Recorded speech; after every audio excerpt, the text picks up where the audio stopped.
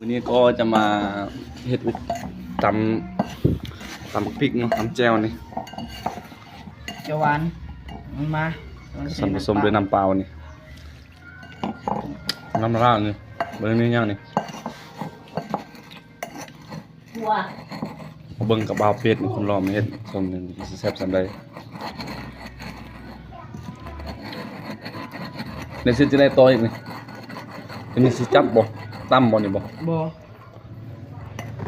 ที่เขาซับแบบนี้เขาอยากให้น้ำมันเข้าไม่มันตัวเปรี้ยว น้อง ลองชิมก่อน น้ำสะอาดผสมกับ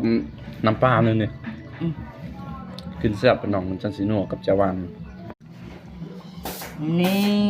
นี่ก็เอาไปอยู่จ้ะ เบิ้งอื้อหือ น้ำลายแตก